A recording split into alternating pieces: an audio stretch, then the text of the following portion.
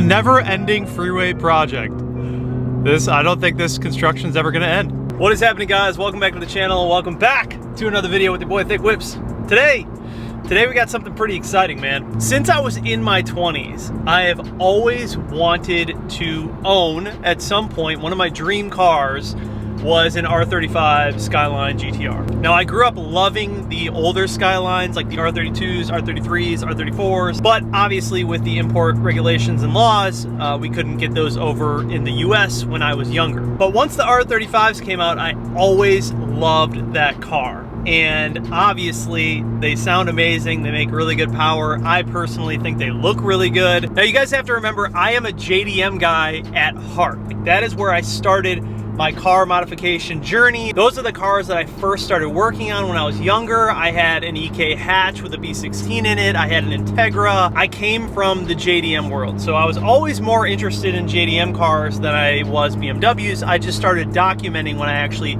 got a BMW. So when I was younger, I couldn't afford an R35 GTR. They were like basically supercars. I mean, technically they are supercars, but when I was younger, it was like way out of vision. Like, I never really thought I'd be able to get one. I was like, oh man, those are really cool cars, but probably one that I won't be able to own for a very long time. Now that I'm a little bit older, I can afford one. I could go buy one. And so I have begun the process of entertaining the thought of buying an R35 Skyline. And the first part of that is to drive one. I've never driven one, so I have no idea what they feel like, what they handle like, what they, the interior sound, the quality of them on the interiors. I know I'm not like crazy about the interior on the GTR. And so yeah, this would be like the first step moving towards that direction. To get a GTR, I need to drive one. And so my good friends over at Molinaro have invited me to come over there and drive the one that they have on their lot. Truthfully, I'm still 100% enjoying the Supra. I think that this car, for the money, is very hard to beat. The curb appeal of it, the styling, the amount of power that it makes, its reliability so far, it's a high contender for one of my favorite cars that I've ever owned. Anyways, we're almost at Molinaro. This is a 2016, I believe, but it's black. As you guys know, I'm not buying another black car. I'm done with the black cars, man. I love black, it looks so good, but dude, it's a nightmare to keep clean. Let's go drive a GTR for the first time. Molinaro. So Molinaro here in Charlotte, North Carolina, you guys. Molinaro Motor Cars. We got a couple of buddies that work here, and they are nice enough to kind of let me come and hang out and film whatever I want and drive cars if I need to. And in trade for that, obviously, I will support their business and market them to you guys. So if you are in the market for any kind of nicer car, they also have like M3s and stuff, like baseline BMWs, kind of like a little bit of everything. If you guys are in the market for a new car, check out Molinaro Motor Cars here in Charlotte, North Carolina. Dude, oh my God, this spec on this GT2 RS is so sick. Holy sh! Wow, that is nasty, dude. Bro, that's like ultimate goals. Wake me up when we get to that level. And the Huracan just casually kicking it over there. God damn, dude. Someday, guys. Mark my words. Dude. What? Wow, little Performante GT2 RS. Someday, the garage will be stacked like this. Someday. The booper holds its own though. Like next to some supercars, doesn't look too bad.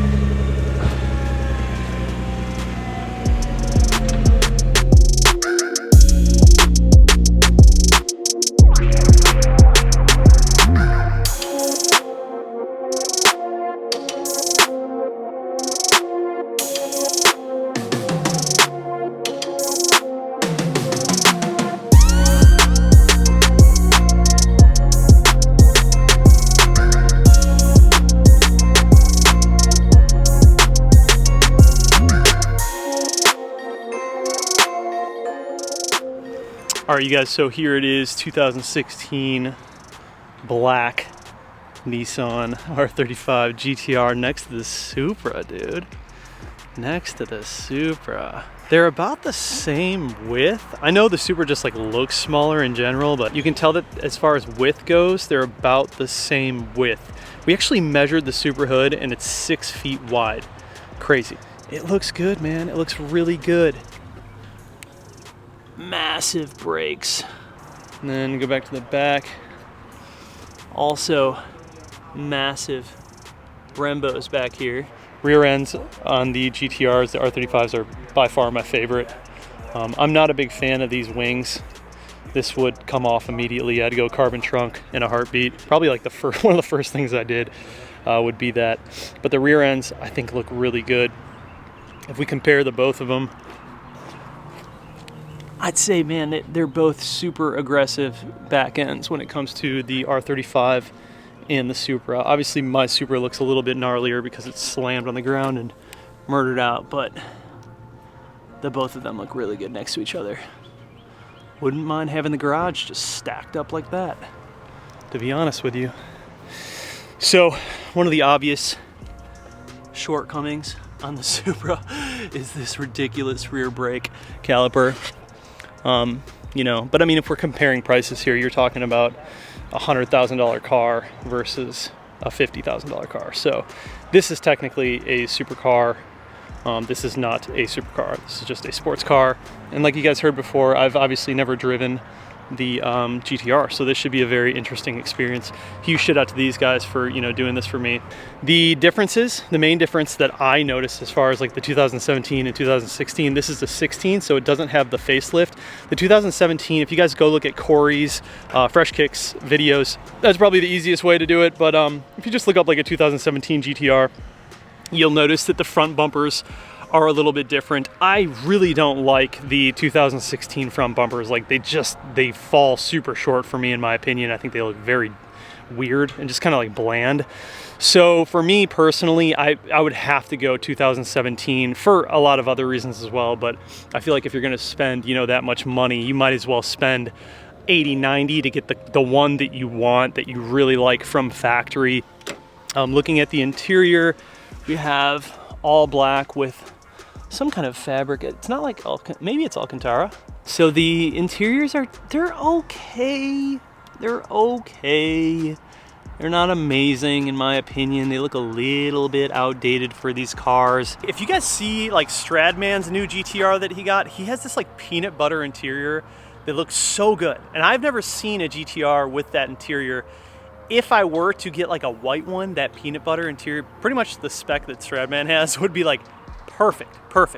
I just don't love the interiors on these cars. They're just kind of, nah. They just kind of like fall short for me. Anyways, let's get in, let's drive it. Let's see what this thing's all about. I'm excited. It's completely stock, so it should be interesting. All right, certainly much larger than the Supra, obviously. Start stop button is in the center now.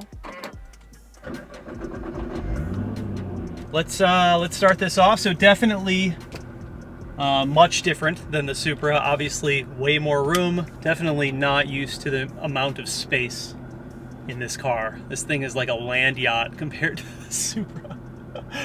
It's interesting for sure. All right, we're gonna let her warm up a little bit before we get nasty, but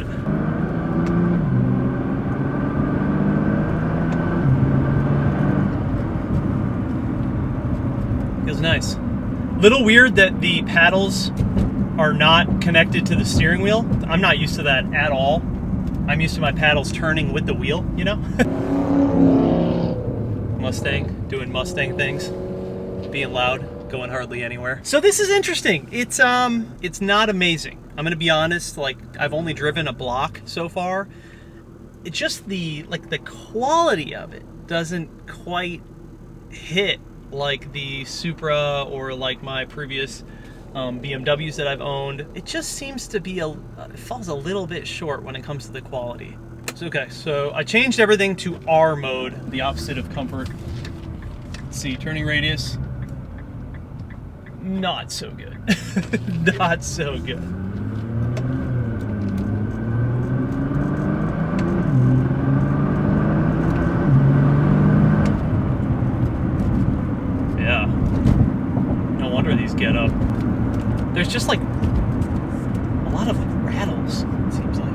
lot of like plasticky rattles. It's so different from the Supra. Like, wow.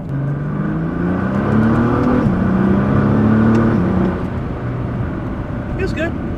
Feels pretty good. I think before I were to make like a definite decision that I would buy this car, I'd have to drive the newer one as well, like a 2017.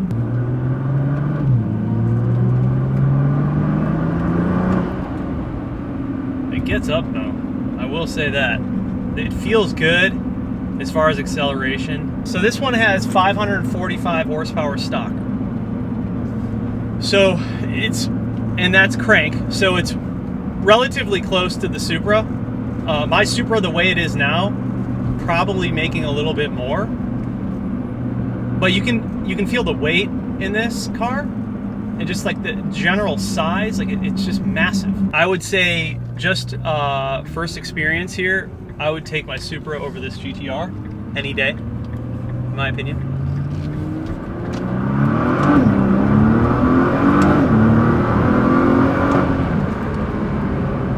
Feels good. You know what feels great about it? The all-wheel drive. I mean, it just goes. It just goes. I can see why people like these. It would be very interesting to drive a GTR that had like the suspension, you know, KWV3s like what I have on my Supra, tune running E85, something like that with some downpipes. That would be interesting. There's still something about this car that doesn't feel like it's as nice of a car as the Supra. It obviously is still a really nice car. You know, we're talking about like an $80,000 to $100,000 sports car here. Now, obviously these can make a lot more power than the Supra. I would say relatively easily. And the all-wheel drive in this car is pretty amazing. Like, it just hooks and goes, man. For me, like, maybe I need to drive like a newer and nicer one. I don't know, man. Like this, but I would take the Supra over this all day. It's just the quality is like so much better, it seems like.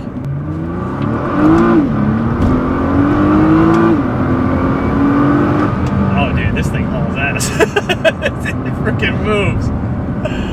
Wow. It would beat the Supra because it hooks. I don't think it would win from a 40 roll though. No, I don't think it would win from a 40 roll. It might be able to reel me in up top, but my car would take it in a 40 roll. The Supra jumps violently at 40, like nasty. All right. Okay. I'm figuring it out. I can see why people like this car. I completely get it. Have you driven an R35? Do you guys own R35s? Have you driven an R35 and a Supra? If you have, please comment down below. I want to hear your thoughts. From my perspective right now, I personally would not spend $80,000 on a car like this. It just does not do it for me. I would keep saving and probably move into something like a Porsche. I can see why people get them, especially if you're like big into drag racing. You know, like the all-wheel drive is definitely something that it works. Like, dude, it hooks hard. But just the quality aspect, like, really isn't there for me in this car. I don't know, dude. It's definitely not what I thought it would be, though. I thought I'd get in this car and love it. I thought I'd be like, oh my God, this is amazing. Like, it's everything I thought it would be. A little bit of a letdown, man. I'm not gonna lie. Like, the power feels really good. Obviously, it's stock, and I'm comparing it to a heavily, well, a modified Supra. I don't know. I think I have to go drive a newer one. Yeah. It's okay. It's okay. It's okay. I feel like my review right now is a bit like, I don't know. I feel like I'm being harsh on this car, but I'm trying to be like very honest with you guys and give you my like raw reaction and exactly how I feel. I'm not buttering this up at all. I'm just trying to give you guys like my raw and accurate feelings on this car, and it just doesn't quite do it for me, man.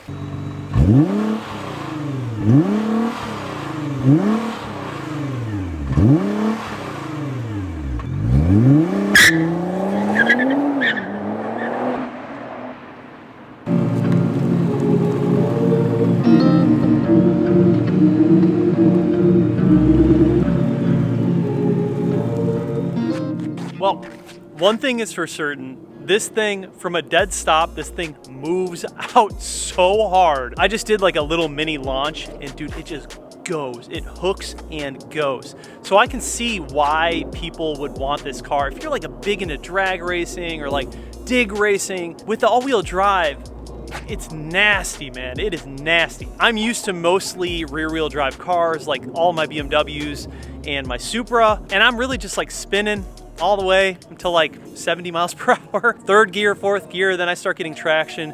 It's a completely different monster with this car. So I think performance and speed, like if that's all you're really looking for, I think this is a great car. I think that if you're looking for luxury or comfort or quality, I don't know if this is it. Now, mind you guys, I should probably drive like a newer one as well. Maybe it's just because it's a 2016, but I will say there's just things about this car, it's a little bit clunky. Like it's a little bit clunky. Even my E90 M3 with like the DCT transmission was a little bit clunky, but the quality felt so much better than this car. And that was a 2010.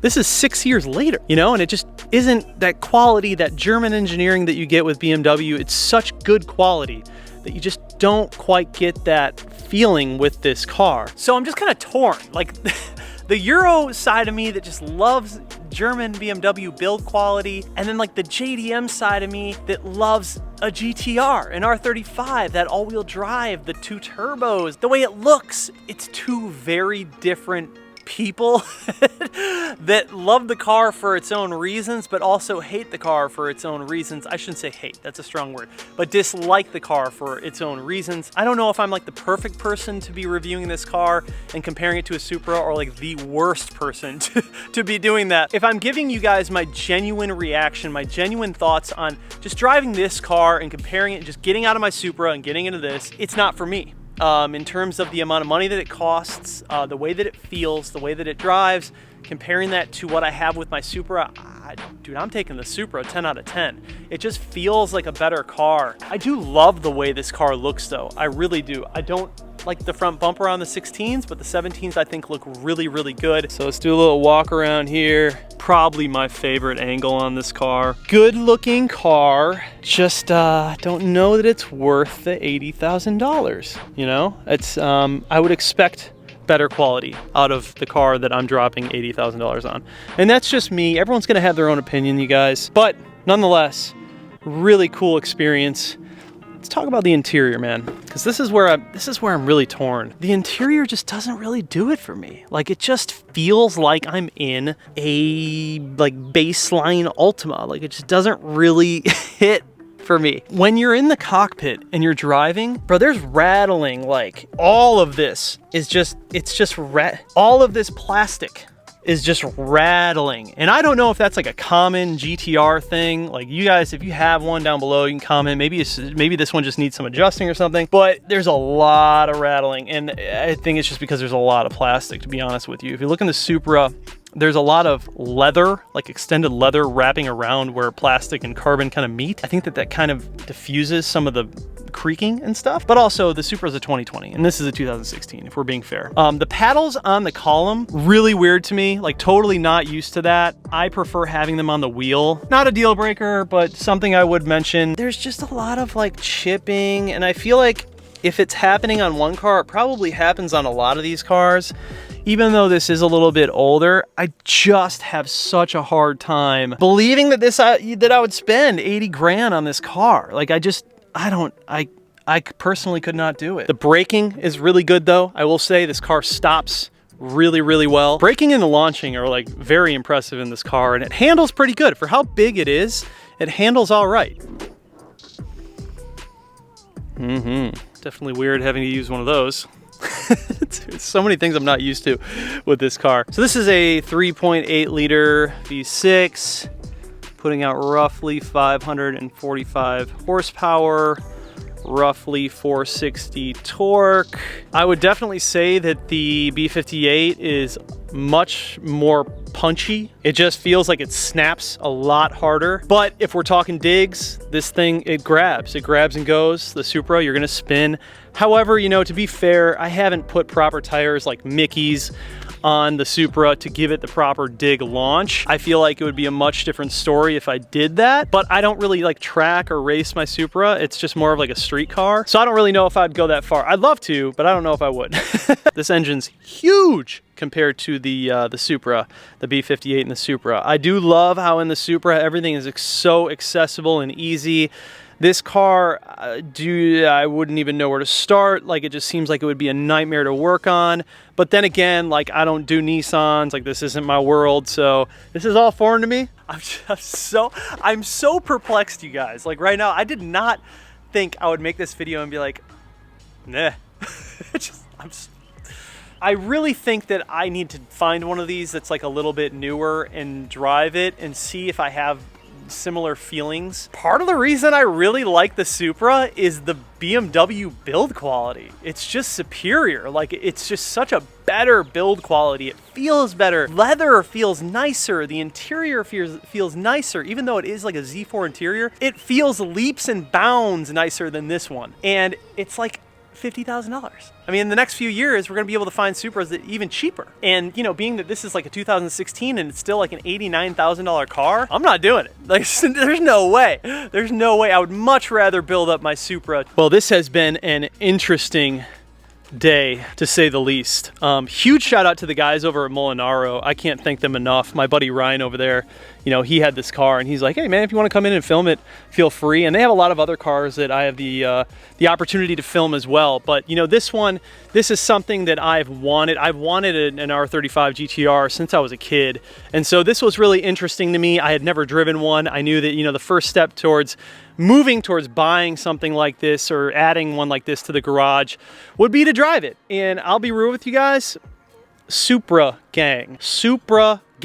Speed and launch and everything really isn't that important to me to sacrifice the cost and build quality. And I think that's where I'm gonna leave it. I think these are great cars. I think they're really fast. If, you know, goal is to have a really, really quick, powerful car off the line, then this is probably for you. If you want something that kind of has a better package all around, like, I just feel like the cost of the Supra, the power that you get, the way it feels when you drive it, the curb presence, like, I feel like the Supra is the better package. And I really, to be dead ass honest with you guys, I never thought I would say that. I thought for sure, because of the cost of this car, that I would like this more. Anyways, guys, thank you so much for watching this video. I had a blast making this one. Anytime I get to experience something new like this, I love it, dude. It's part of my job now, and the fact that I'm able to do this for you guys, or just for me, and experience these new cars, and even that I'm like thinking about owning one of these is so cool. This is like a dream of mine when I was a kid, and I'm literally living that dream nowadays. And it's amazing what you can do if you just are persistent and positive and you work hard towards